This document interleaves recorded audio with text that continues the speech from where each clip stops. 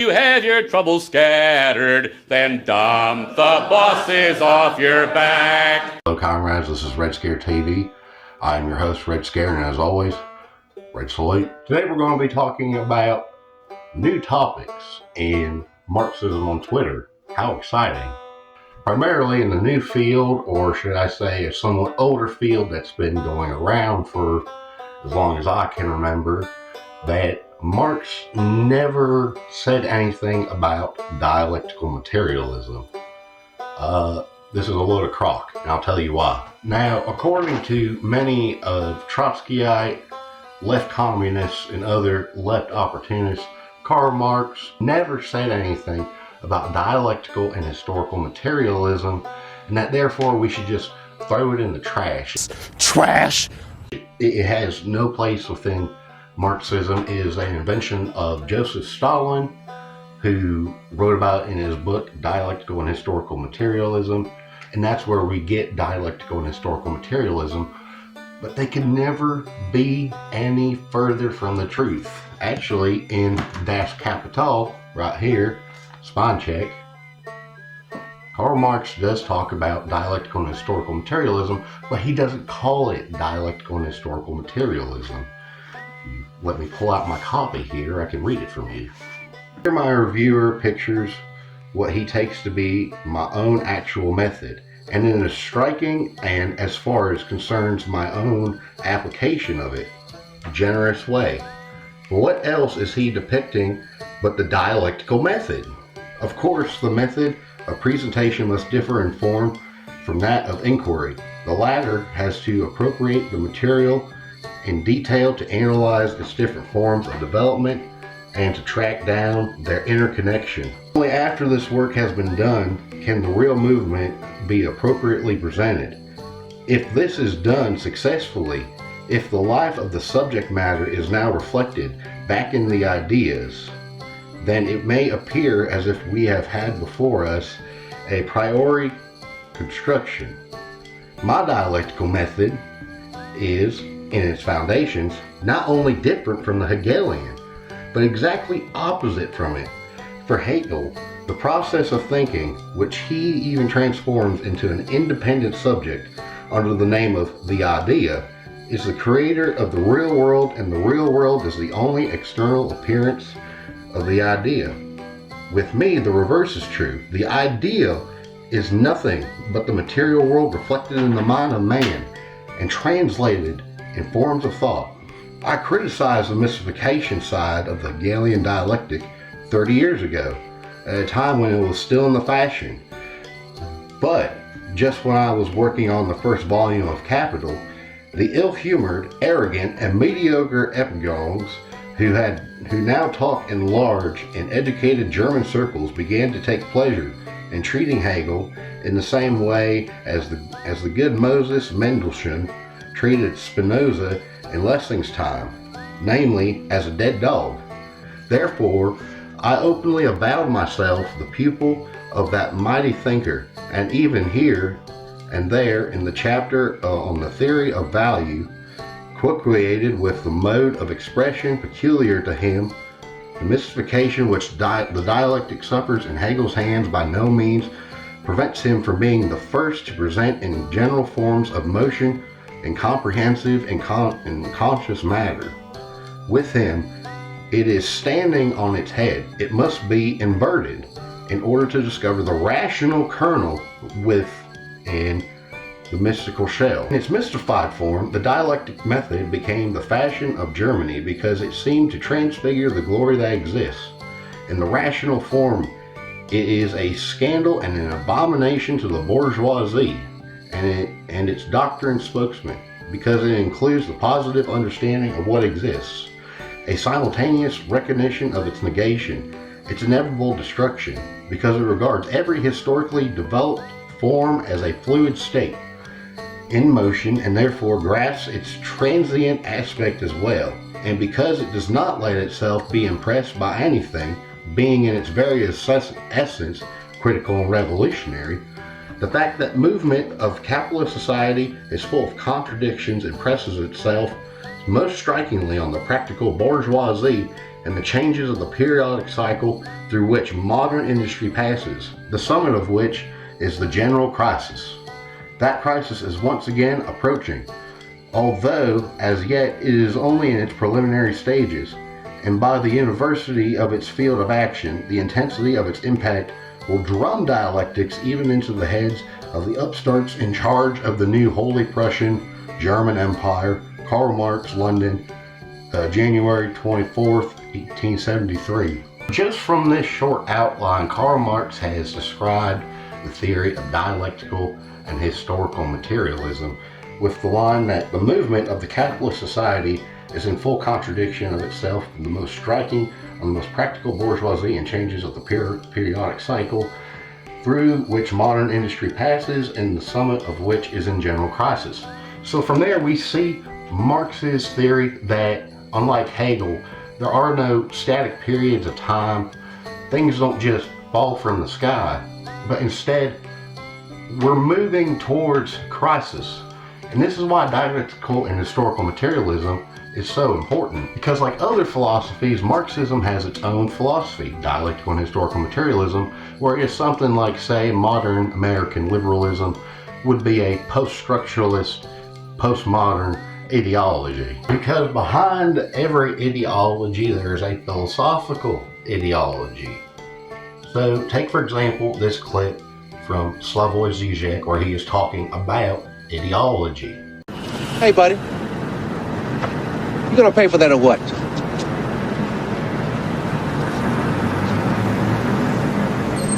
Look buddy, I don't want no hassle today. Either pay for it or put it back. According to our common sense, we think that ideology is something blurring, confusing our straight view. Ideology should be glasses which distort our view. And the critique of ideology should be the opposite, like you take off the glasses so that you can finally see the way things really are. This precisely, and here the pessimism of the film, of They Live, is well justified. This precisely is the ultimate illusion. Ideology is not simply imposed on ourselves. Ideology is our spontaneous relationship to our social world, how we perceive its meaning, and so on and so on. We, in a way, enjoy our ideology. All right. To step out of ideology, it hurts. It's a painful experience. You must force yourself to do it. This is rendered in a wonderful way with a further scene in the film where John Nada tries to force his best friend, John Armitage, to also put the glasses on. I don't want to fight you. Come on. I don't want to fight you. Stop it. No! And it's the weirdest scene in the film. The fight takes 8-9 minutes. Put on the glasses. It may appear irrational, because why does this guy reject so violently to put the glasses on? It is as if he is well aware that spontaneously he lives in a lie, that the glasses will make him see the truth, but that this truth can be painful, can shatter many of your illusions. This is a paradox we have to accept. Put the glasses on! Put them on! The extreme violence of liberation. You must be forced to be free. If you trust simply your spontaneous sense of well-being or whatever, you will never get free. Look! Freedom hurts.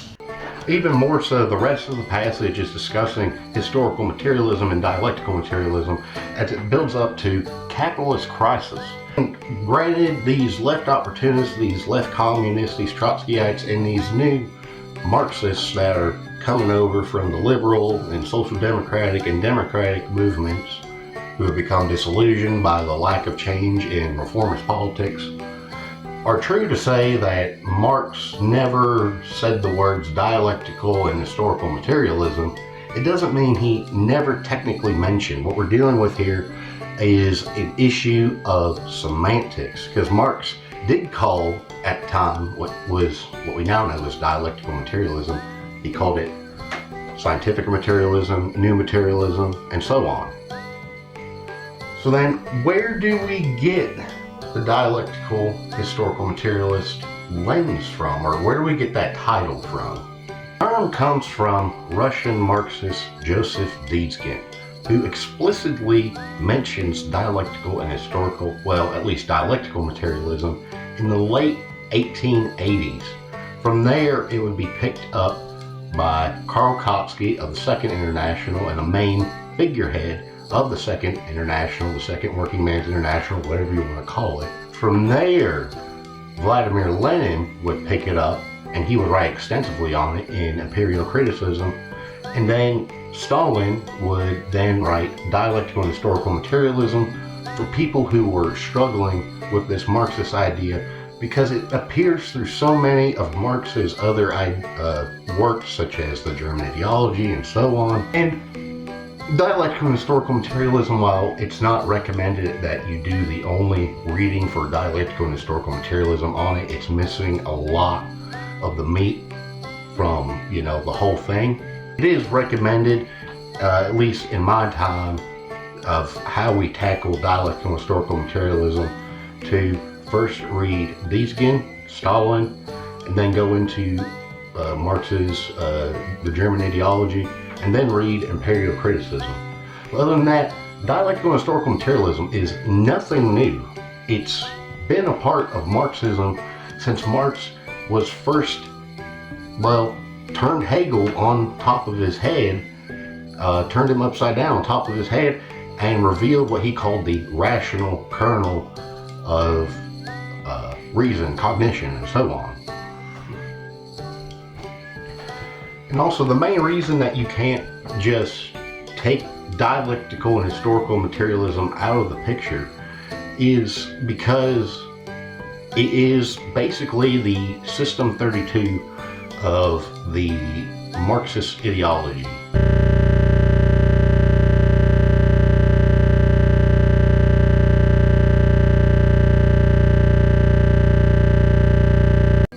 The progression, the dialectic over time, in a way that is materially grounded in our material reality, becomes the basis of Marx's critique on capital and many other Marxist topics.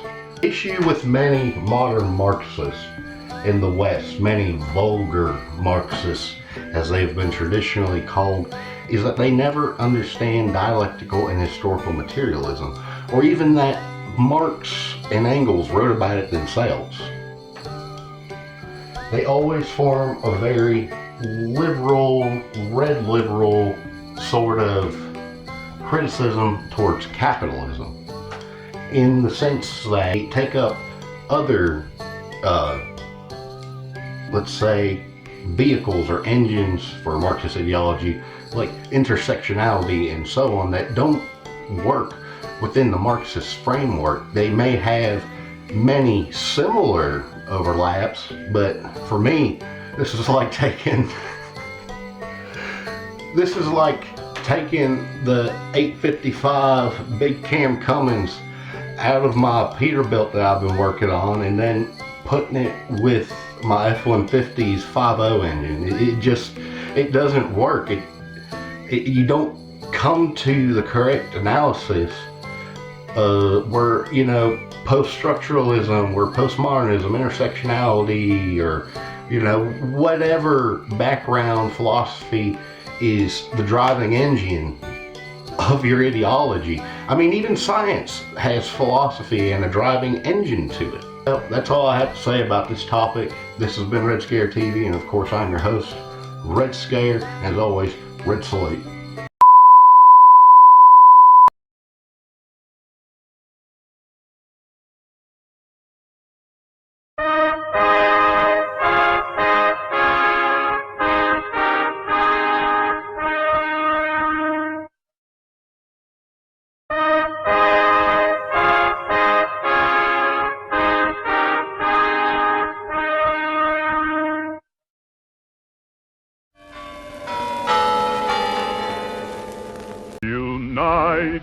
forever in friendship and labor. Our mighty republics will ever endure.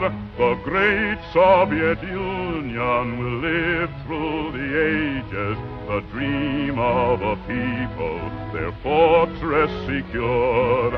Long live our Soviet motherland, built by the people's mighty hand.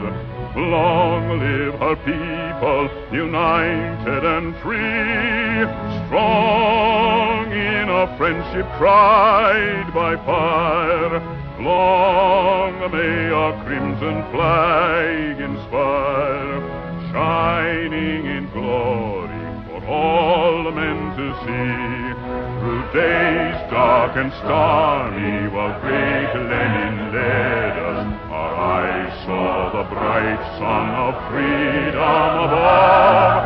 And Stalin, our leader, with faith in the people, inspired us to build the land that we love.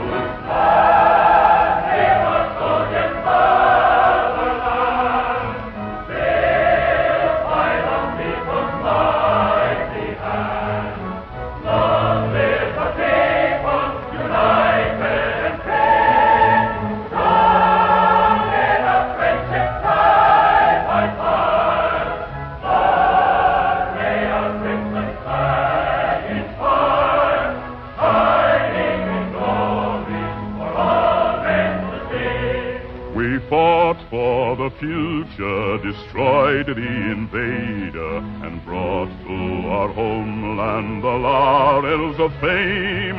Her glory will live in the memory of nations, and all generations will honor her name. Long live our Soviet motherland, built by the people's mighty hand. Long live her people, united and free, strong in a friendship tried by fire. Long may our crimson flag inspire, shining in glory for all men to see.